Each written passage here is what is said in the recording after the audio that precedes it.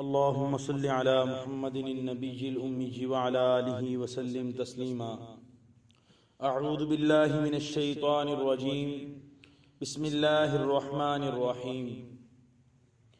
انظر كيف كذبوا على أنفسهم وضل عنهم ما كانوا يفترون ومنهم من يستمع إليك وجعلنا على قلوبهم أكنة أن يفقهوه وفي آذانهم وقرا وإن يروا كل آية لا يؤمنوا بها حتى إذا جاءوك يجادلونك يقول الذين كفروا إن هذا إلا أساطير الأولين وهم ينهون عنه وينأون عنه وَإِن يُهْلِكُونَ إِلَّا أَنفُسَهُمْ وَمَا يَشْعُرُونَ. ترجمہ: دیکھیے کیسے انہوں نے جھوٹ بولا اپنے آپ پر اور گم ہو گئی ان سے وہ باتیں جو وہ بنایا کرتے تھے،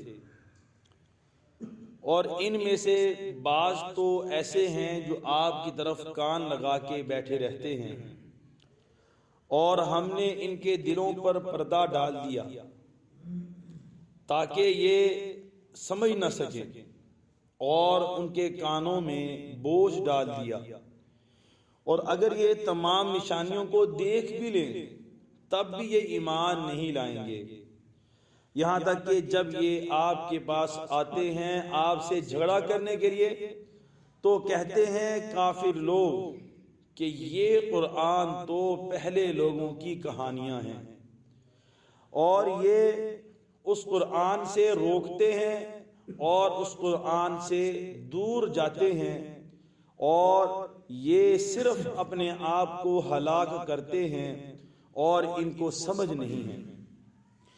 تو جیسا کہ گزشتہ درس قرآن میں آپ حضرات کے سامنے آیا تھا کہ اللہ تعالیٰ جب ان مشرکین کو اپنے سامنے بلائیں گے تو بلانے کے بعد یہ اللہ تعالیٰ کے سامنے ہی مکر جائیں گے اور کہیں گے کہ واللہ ربنا ما کننا مشرکین، کہ اللہ جو ہمارا رب ہے اس کی قسم کہ ہم شرک کرنے والے نہیں تھے.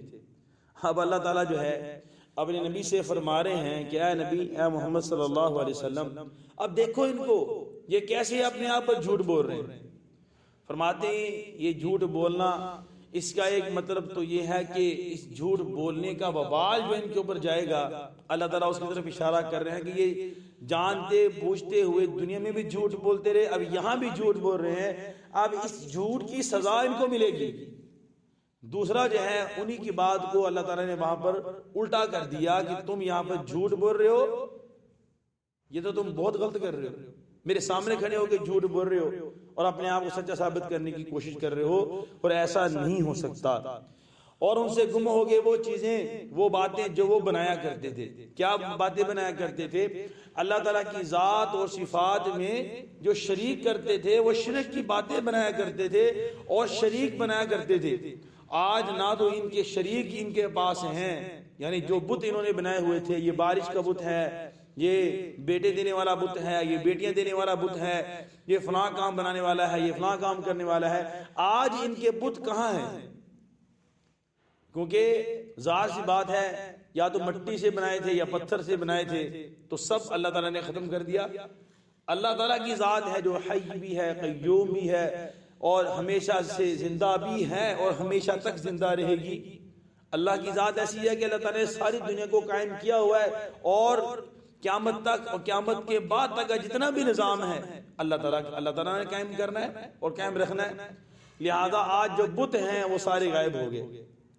تو ایک دوسری آیت میں قرآن پاک کی آتا ہے احشروا الذین ظلموا وازواجہم وما کانوا یعبدون. اللہ تعالیٰ کل قیامت کے دن میں یہ حکم دیں گے کہ ان ظالم لوگوں کو یعنی مشرکین کو بھی جمع کرو، ان کے ساتھیوں کو بھی جمع کرو، اور جن کی یہ عبادت کرتے تھے ان کے معبودان باطلہ ان سب کو جمع کرو.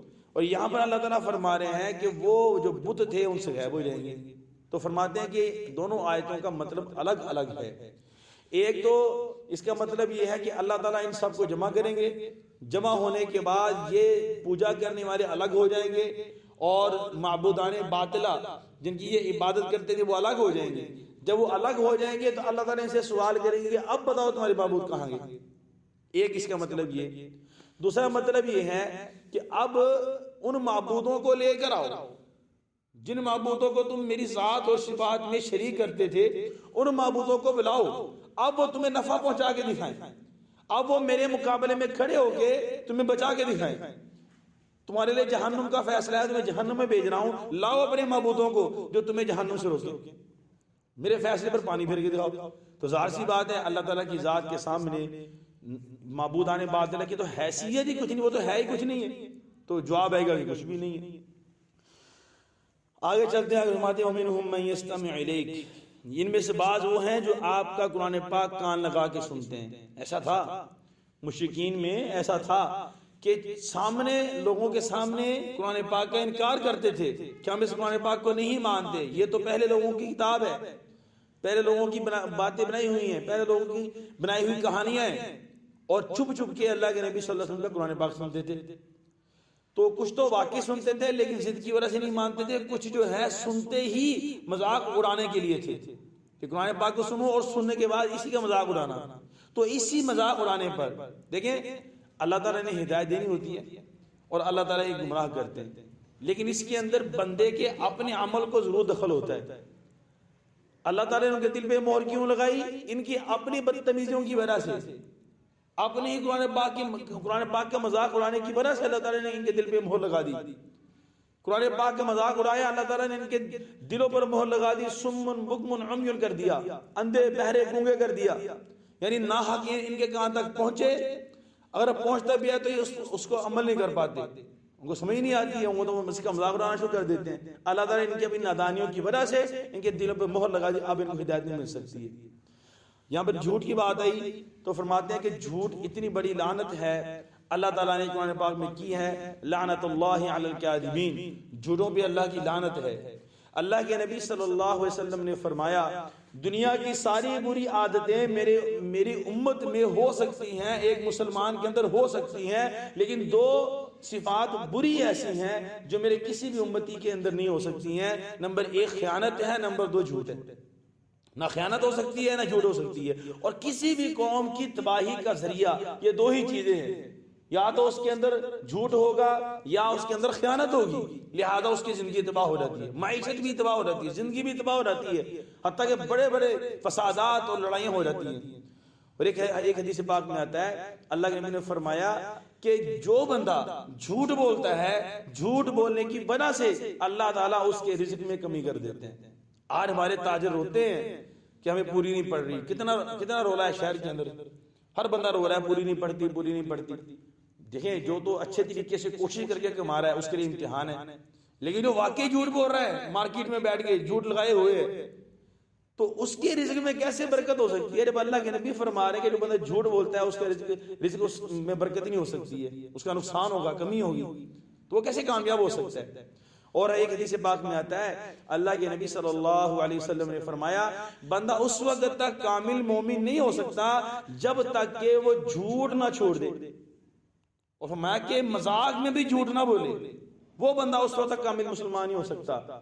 اور اللہ کے نبی نے فرمایا میں جب معراج پر گیا تو وہاں پر ایک شخص کو دیکھا، اس کی یہ باتیں بولتے ہیں، وہ چیری جا رہی ہیں، ٹھیک تھا چیر دی گئی، پھر ٹھیک کر دیا گیا، پھر چیر دی گئی، یہ عمل چل رہا ہے، یہ عذاب ہے اس کے لیے، باتیں چیری جا رہی ہیں پھر ٹھیک کیا جا رہا ہے. تو پوچھا جبریل یہ کون ہے؟ تو عرض کیا ہے اللہ کے رسول یہ وہ شخص ہے جو دنیا میں جھوٹ بولنے والا تھا. اور فرمایا کہ الصدق ینجی والکذب یہلک، یہ اللہ کے نبی کی حدیث ہے جس کا مفہوم ہے کہ سچ جو ہے نجات دیتا ہے اور جھوٹ ہلاک کرتا ہے. ساری دنیا ایک طرف ہو جائے، میرے نبی کا فرمان ساری دنیا سے اوپر ہے، دنیا کی کوئی حیثیت نہیں میرے اللہ کے نبی صلی اللہ علیہ وسلم کے پیغام کے سامنے اور حدیث مبارکہ کے سامنے. ایک شخص نے عرض کیا اللہ کے رسول آپ کو ایسا عمل ہمیں بتائیں جو عمل ہمیں جہنم میں گرانے والا ہے. تو فرمایا کہ جھوٹ ایسا عمل ہے جو انسان کو جہنم کے اندر گرا دیتا ہے. تو ایک بات اور، جو جھوٹ بولنے کا عادی ہوتا ہے وہ جس بندے کی عادت بن جائے نا، وہ کہاں بھی چلا جائے، کہیں خوشی ہو یا غمی ہو یا اس کے اپنا گھر ہو یا باہر ہو، جھوٹ بولنے کی عادت کو نہیں چھوڑتا. تو یہی حال ان کفار مکہ کا تھا کہ انہوں نے جھوٹ بولنا بند نہیں کیا، حتیٰ کہ اللہ کے نبی صلی اللہ علیہ وسلم کے سامنے بھی جھوٹ بولا اور اللہ تعالیٰ کے سامنے بھی کل قیامت کے دن جھوٹ بولیں گے۔ اگر فرماتے ہیں جب یہ آپ کے پاس آتے ہیں آپ سے جھگڑا کرنے کے لیے تو یہ کہتے ہیں کہ یہ قرآن تو پہلے لوگوں کی کہانی ہے، پہلے لوگ بھی یہ کہا کرتے تھے کہ اللہ ایک ہے، قیامت ہوگی، یہ ہوگا وہ ہوگا، تم نے بھی انہی کی کہانی ہمیں سنانا شروع کر دی ہے، کون سا دین تم پیش کر رہے ہو؟ نعوذ باللہ، یہ تمسخر کی اور مذاق کی باتیں جو قرآن پاک سے کرتے تھے۔ فرماتے ہیں یہ قرآن پاک سے روکتے بھی ہیں اور دور بھی ہوتے ہیں۔ اچھا، خود بھی قرآن پاک سے عمل نہیں کرتے تھے اور لوگوں کو بھی روکتے تھے۔ اور مفسرین فرماتے ہیں کہ یہ والی جو آیت ہے بالخصوص کفار مکہ کے بارے میں اتری ہے کہ خود بھی قرآن پاک پر عمل نہیں کرتے تھے، نہ سنتے تھے، اور جو باہر سے قبیلے آتے تھے حج کے موقع پر یا ویسے تجارت کے قافلے ہوتے تھے، ان کو بھی یہ کہتے تھے کہ تم اس قرآن پاک کو نہ سنائیے، فلائیں فلائیں، اور اس قرآن پاک سے بھاگتے تھے۔ ایک اس کا مطلب یہ ہے کہ وہ اللہ کے نبی صلی اللہ علیہ وسلم سے روکتے تھے، یعنی اللہ کے نبی کے پاس جانے سے روکتے تھے کہ اس نبی کی بات نہ سننا۔ ایسا بھی تھا کہ بہت سے مشرکین، حتیٰ کہ وہ ابو جہل جو ہے خود جو ہے وہاں پر آنے والے قبیلوں کے پاس جا کے کہتا اس میرے بھتیجے کی بات نہ سننا، یہ تو نعوذ باللہ پاگل ہو گیا، بہکیبہ کی باتیں کرتا ہے، اپنے بڑوں کے دین کو چھوڑ دیا ہے۔ تو خیر جو بھی مراد ہو، بہرحال قرآن پاک مراد ہو یا اللہ کے نبی کی ذات مراد ہو، وہ دونوں سے ہی انکار کرتے تھے، دونوں سے ہی بھاگتے تھے۔ اللہ تعالیٰ ہمارے ہیں یہ ہلاک نہیں کرتے مگر اپنے آپ کو، اور ان کو سمجھ نہیں ہے۔ بندہ جو بھی کام کرتا ہے وہ ہمیشہ ناسمجھی کے اندر کرتا ہے۔ تو اللہ سے دعائیں کہ اللہ جل شانہ ہم سب کو عمل کرنے کی توفیق عطا فرمائے، اپنے ایمان، عقائد اور اعمال پہ قائم رہنے کی توفیق عطا فرمائے۔ اسی پر ہماری زندگی ہونی چاہیے اور اسی پر ہماری موت ہونی چاہیے۔